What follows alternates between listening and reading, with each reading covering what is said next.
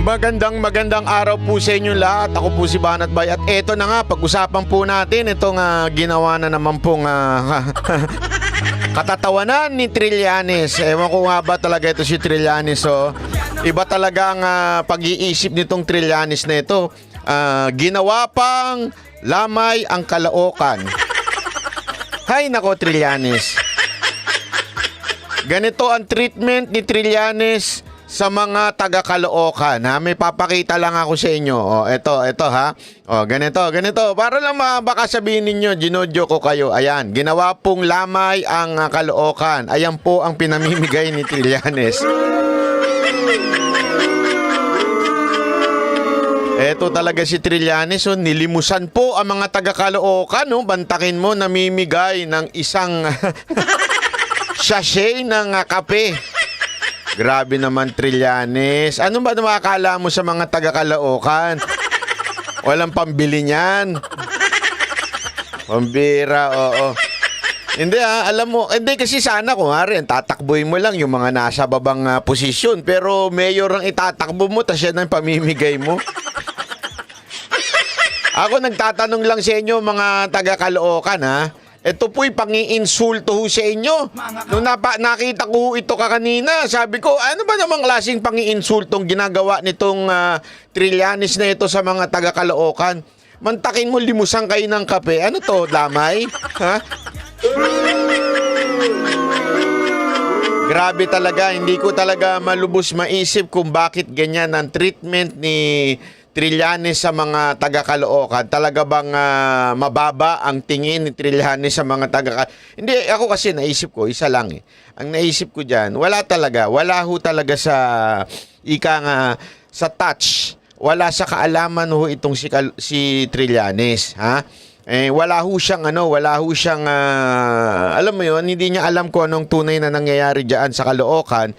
Kaya naman ang kanyang pinamimigay hindi ko nga alam, pinamimigay ba ang tawag diyan o nililimus? Parang nililimusan mo yung mga tao diyan eh.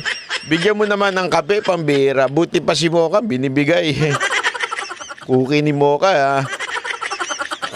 Ano lang yun, konsehalo lang ang tinatakbo ni Mocha sa Distrito 3, pero at least naman ang binibigay niya cookie. Di ba? Hindi ko naman siya nilala itong 3-in-1 ha, pero inumin ito ng mga nasa lamay di ba? Ewan ko ba magkano lang ba 3-in-1? Mantakin mo magkano kaya 3-in-1? Hindi ko kasi alam pero sigurado ko mura lang yan. Yan ata ang pinakamura ngayon yan ang pinakamurang pwedeng gawing ulam. Papainit mo sa tubig tapos ihahalo mo sa kanin. Pwede na yun. Ganun ba ang tingin mo talaga sa mga taga Caloocan? Mga hampas lupa? Oo naman yung mga taga Caloocan yan. Mantakin mo, ganyan ang tatakbong mayor sa inyo. Hindi, alam nyo, eto baka naman sabihin nyo, Banat Bay, buti nga nagbigay na Buti naman nagbigay. Mga kababayan, eto lang masasabi ko sa inyo. Naintindihan ko sana kung isang ordinaryong citizen si Trillanes. Sana kung isa siyang ordinary citizen. Kunwari, isang ordinary citizen na merong pusong magsilbi sa bayan, wala talaga siyang pera at gusto niya makatulong at gusto niyang kumalat ang kanyang pangalan, siguro, okay, matatanggap ko pa kape. Sige, okay yun. Pero pambihira, naging senador ka na't lahat. Nakakuha mo na, sabi nga ni Pangulong Duterte, ano mang ginawa nyo doon sa ukod? Di ba? Pambihira. Tapos, yan lang ang ibibigay mo, pambihira ka naman, Talagang ang kapal ng mukha mo, nilagyan mo pa talagang mayor, Hindi, alam mo ba't nilagyan ng mayor? Kasi bawal pang mangampanya ngayon, di ba? Kaya nilagyan niya ng mayor, pambihira. Yan. Parang sinisimplihan lang niya yung pangangampanya. Tapos nilagay mo pa yung talunan mong party list sa baba, yung magdalo. Di ba? Isa ba yan? Kamusta na ba yung yung dating bida-bida din dyan sa Magdalo party list na yan? Kamusta na nga ba? Di ba?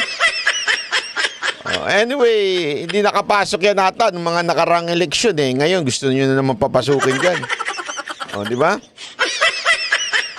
Ewan ko supposedly samahan dapat siya ng mga retired na mga sundalo, pero bakit tila atang wala kayong kaimik-imik yung Magdalo party list na yan? Walang kaimik-imik pagdating laban sa mga komunistang nasa kamara, di ba?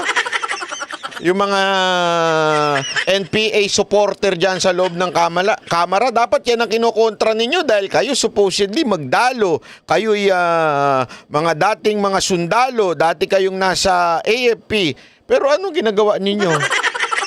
Namimigay ng kape, pambihira. Mantakin mo, Mayor Trillanes, ha? Ang sagwa talaga pakinggan. Mayor Trillanes. Ang sagwa. Mayor Trillanes. Councilor na ito, councilor na pangalawa, councilor na pangatlo, councilor na pangapat. Magdalo party list. 6 kayong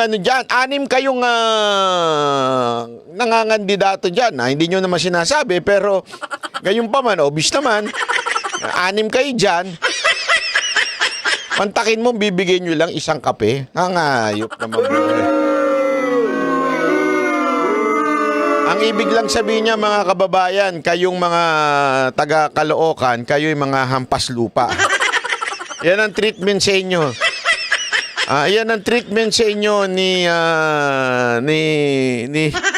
Trillanes, ha? Mantakin mo. Yan. Ganyan ang sa inyo. Ganyan ang treatment sa inyo na para bagang anong tawag doon? Namamalimos sa inyo. Ganyan. Payag ba kayo? Ganyan ang may tawag nga diyan yung yung poverty horn. Mayroon banggitin baka mamaya ma-AI tayo, sabihin naman ng YouTube tayo nagpo-promote ng horn, di ba? Kaya poverty horn na lang. Di ba? Grabe.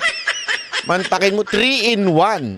Hindi baka sabihin nyo naman banat bay. Meron bang ebidensya yan? Baka naman di naman totoo yan. Baka naman yung picture na yan. Hindi naman nangangampanya. Do not challenge Banat Bay. Kasi if you challenge Banat Bay, definitely tayo ay magsasalita. Ito. Papakita natin yung video. Yung video na talagang nag-iikot na si Trillanes. Ito. Pasok. Ito, ayan. Magandang hapon po sa ating mga kababayan dito po sa Barangay 42. Grabe yung mga nasa likod nyo. Talagang mga naka-shades. Talagang mga security, mga police ba yan? Mga sundalo ba yan? Mga gangster ba yan? Ano ba yan? Trillanes? Nagpunta ka ba dyan para mangandidato o nangampanya o pumunta ka dyan para manakot? Hindi, sa bagay, alam mo, sabi nga nila, ewan ko kung totoo ito, i-comment nyo kung totoo ito, yung mga tapang-tapangan, yan yung pagka naglakad sobrang daming security, di ba? Para bigyan ng impression ang tao na mga makakakita sa kanya na astig siya, ganyan. Para gusto niya yung maraming kasama lagi, maraming balalay. Para yan daw ang mga katangian ng mga duwag.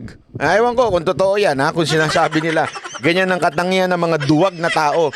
Yung pag naglakad talagang punong-puno ng security. Hindi natin alam, para yung imahe mo mukhang astig tignan, no? Tignan mo mga kasama niya, di ba? Talay.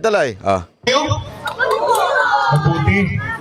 At andito po kami, ang ating Trillanes. Naku, mukhang feeling ko sobrang daming nanonood dito. Feeling ko talaga dinagsa ng tao to kasi yung security niya parang pang PSG dati yan, di ba? Di ba? Parang, ready kayo ha? Sobrang daming taon to ha? Baka maano tayo dito ha? Oh, ready kayo ha? Ready tayo lahat ha? Oh, delicates to mga tropa. Ha? Delicates to, sobrang dami ng tao dito. Baka magkagulo dito. Yung amo natin si Trillanes, pagkaguluhan dito. O baka ganyan ang datingan yan di ba?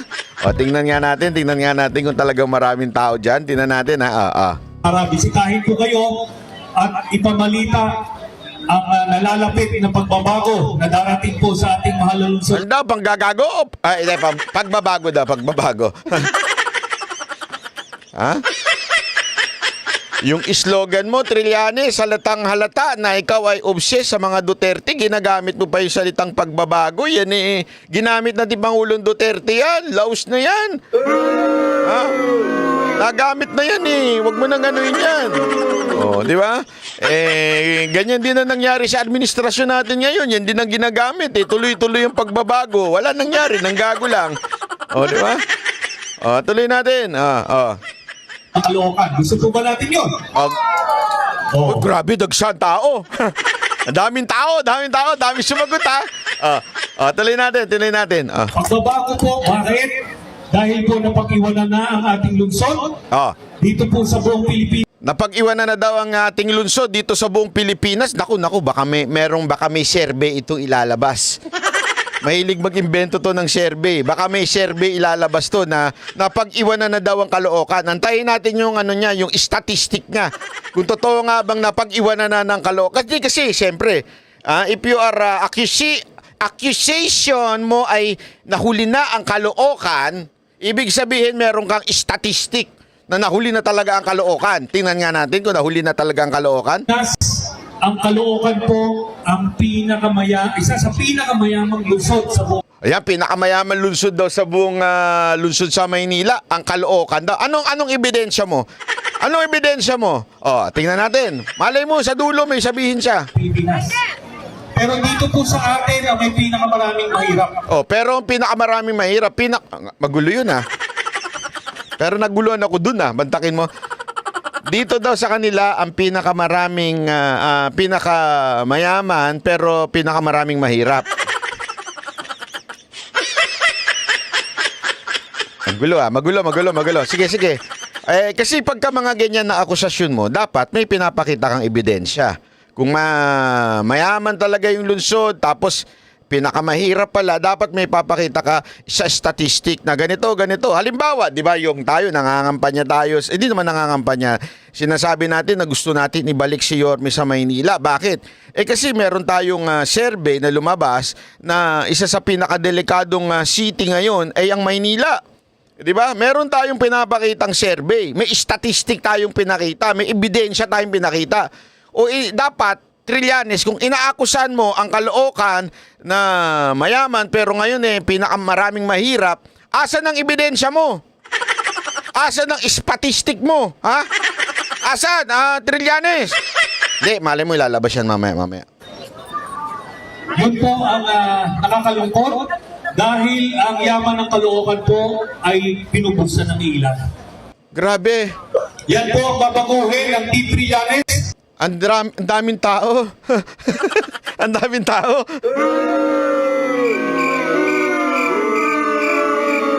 Grabe dagsa as in dagsa yung mga tao Grabe talagang punong-puno ang tao Po ay pinubuksan ng ilan. Yan po. Dali, 1, 2, 3, 4, 30.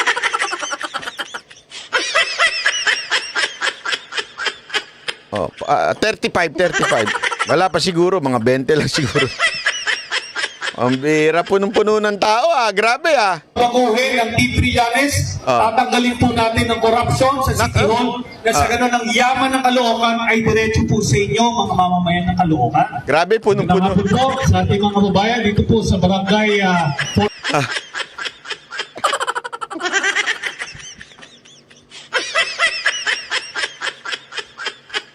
Baka siguro kaya pumunta pa yung mga yun dyan kasi kailangan namin magmerienda ng 3-in-1.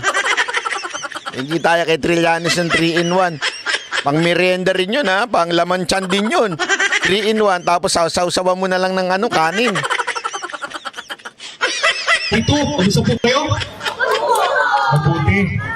At andito po kami, ang Team Trillanes, para bisitahin po kayo at ipamalita ang nalalapit na pagbabago. Grabe tong Trillanes na to, hindi pa sumisikat, laos na. Trillanes, di ka pa sumisikat, laos ka na. Wala ka na naloloko ngayon, ano?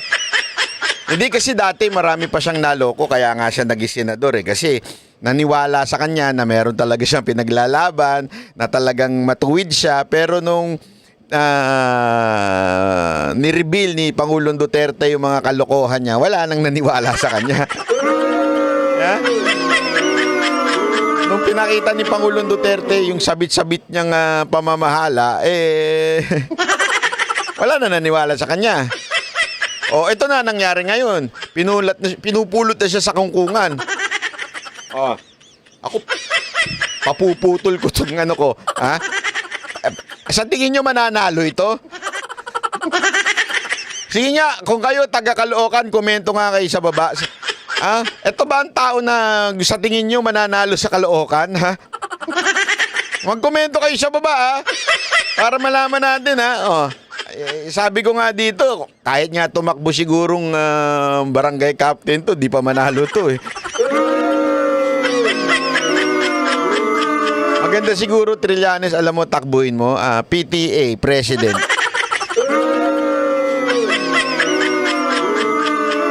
Baka ma-intimidate pa sa yung mga teacher doon. Saka mga magulang. Pero dito, parang kung ganyan ang nanonood sa'yo. Mas marami pang nanonood kay Mocha kaysa sa'yo eh. Bira ka naman, oh. Darating po sa ating mahal na lungsod na Caloocan. Gusto po ba natin yun? Oh, pagbabago po, bakit? Dahil po napag-iwanan na ang ating lungsod dito po sa buong Pilipinas. Wala man lang pinirisintang ebidensya sa sinasabi niya, no? Ang Caloocan po ang isa sa pinakamayamang lungsod sa buong Pilipinas. Oh, to be safe, hindi niya sinabing pinakamayaman. Ang sinabi niya, isa sa pinakamayaman. To be safe nga naman. Para bakit? Mas mayaman ng ibang mga lugar. O, di at least, hindi man siyang pinakamahirap. Mas pag sinabi mong isa sa pinakamayaman, lahat na ng mayaman. Una, di ba sabi niya, pinakamayaman, biglang binawi niya, isa sa mga pinakamayaman. Playing safe si kuya eh. Naku talaga ikaw, Trillanes. Yung mga style ng buladas mo, kala mo may naniniwala pa sa'yo.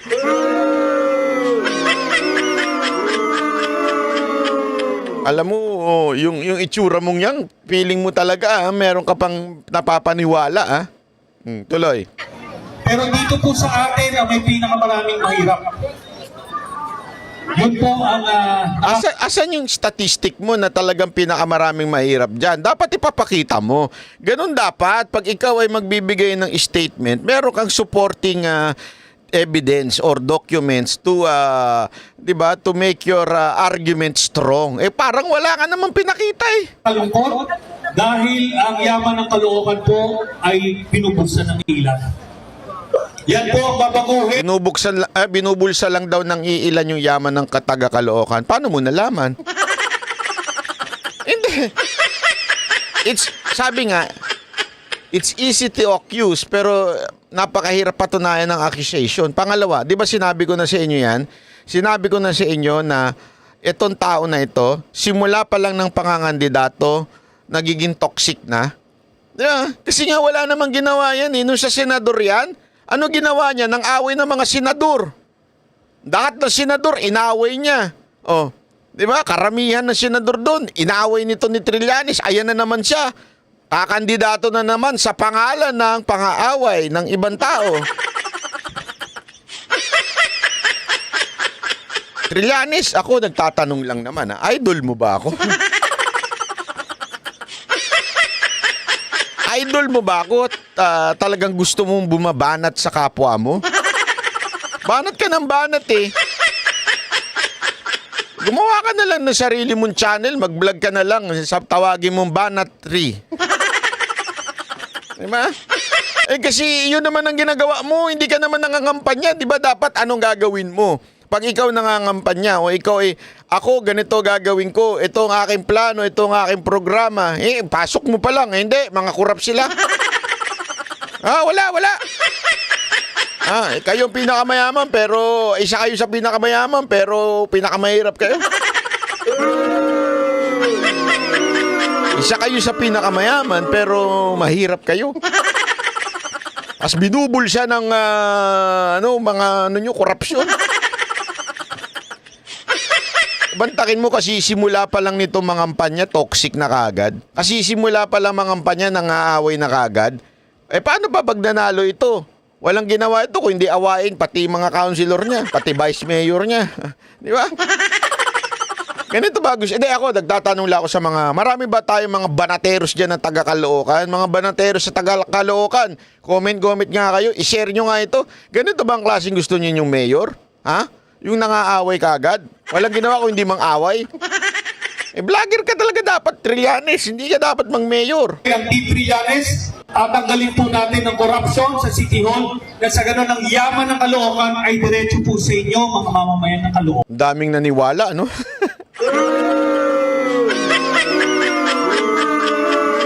Wala pang 30 yung nagpunta dyan. Sigurado ko yung kalahati dyan, nakaupo lang sa labas. Alam mo yon, yung tumambay lang sa labas. Kasi marami, kaya ugali ng mga Pilipino. Siyempre, minsan masikip yung bahay, mainit. So, tumatambay sa karsada. Di ba? So, malamang sa malamang, yung 30 na nagpunta dyan, yung 20 dyan, nasa labas lang ng kalsada, tumatambay lang. Tapos siguro, bigla napadaan to si Trillanes. Halika, ano tayo? Mga magsalita tayo. Ang bira, oh. Alam mo, Trillanes, ikaw talaga ang pinakakatatawanan na kandidatong nakita ko. Wala talaga eh. Alam mo ko ako sa'yo mag-retire ka na. Laos ka na eh. Hindi, totoo. Laos ka na. Hindi ka na dapat kumakandidato. Dapat sa'yo, nagpapahinga na lang, spend time with your family, spend time with your loved ones. Ganun na lang gawin mo. Relax ka na lang. Masyado kang toxic eh.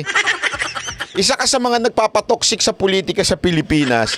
Kung mag-resign ka na lang siguro, mas maganda pa, di ba? I mean, mas maano pa mga tao. Matutuwa pa siguro yung mga tao pag nag-resign ka. Nag-retire ka. Di ba? Matutuwa pa siguro yung mga tao. Ay, salamat, nag-retire na yung toxic sa politika. Ganon, di ba? Tuwan-tuwa siguro yung mga tao eh. Alam mo yung style mo may mga bodyguard pa. Kala mo naman nakakatakot ka, ha? Hindi, kasi style ni Trillanes yan, yung feeling matapang na wala ka dang ganyan, no? Ay! Parang may kanta dyan eh. Sabi ko na, ganun maglakad yun eh. Tapos may mga security pa. Kala mo naman nakakatakot ang datingan mo, Trillanes. Wala na naniniwala sa'yo. Sus! Magpahinga ka na lang. Hindi, magpahinga ka na lang talaga. Mag-retire ka na. Ha? Medyo, mag-vlog-vlog ka na lang. Gumaya ka na lang sa iba. Mag-vlog-vlog na lang. Hindi ko naman nilalang yung pagbablog, ano? Pero kasi yung style nito, ganun eh. Kaya, hindi ba dapat ito magpolitika eh? Ha? Ako nga, nagtatanong ako, bakit kaya? Ito, tanong lang naman, bakit kaya? Yeah? Bakit kaya itong si Trillanes hindi na tumakbong senador? Di ba? Pwede naman siyang tumakbong senador kasi itong past 3 years, wala naman siya sa Senate. Olat siya. Dahil nag-olat siya sa last na kumandidato siya, olat siya. So ibig sabihin, pwede siyang tumakbo senador. Bakit kaya siya hindi tumakbo senador? Sa tingin nyo? Ako, isa lang inala ko. Walang gustong tumanggap sa kanya. Doon siya sa oposisyon, ayaw din sa kanya. Doon siya sa Pinklawan, tinaboy din siya. Kay Marcos, ayaw din sa kanya. Wala talaga eh. Wala may gusto eh. Malabo naman kay Duterte. Di ba? Ako, hinala ko lang naman yun. Baka talaga kaya hindi tumakbo senador yan. Wala na may gusto sa kanya. Kaya kung kandidato na lang akong mayor. Ay, naku naman. Trillanes, retire ka na lang. Mag-retire ka na lang. Oh, sige na, sige na. Sige na, nang mabawasan naman ng mga toxic na sorry. Toxic na, hindi corrupt. Wrong term. Mabawasan ng toxic na mga opisyal ng gobyerno. I stand correction. Baka mamaya, na naman to si Trillanes eh. Hindi. Mali yung word ko. Mali. So, sana para mabawasan na yung mga toxic na mga politiko, huwag ka na lang magtumakbo, mag-retire ka na lang. Tulog ka na lang sa bahay. Anyway, marami ka naman na naipon. Sigurado ko dahil naging senador ka na. Pahinga ka na lang. Alam mo, Trillanes, nobody wants to hear your opinion. That's the truth. Oh, maano ka na, magising ka na. Magising ka na sa katotohanan. Tanggapin na. Tanggap na pag may time. Tanggapin mo na nobody wants to hear your opinion. Nobody needs your service in the government. Sige na. Mag-retire ka na. Okay ba yun? Ha? Okay. Maraming salamat po. Kung po si Banat Bay, kita-kits ulit tayo. Bye-bye! Yan ang Banateros, boses ng ordinaryo Pilipino. Banateros ay walang makakaawan.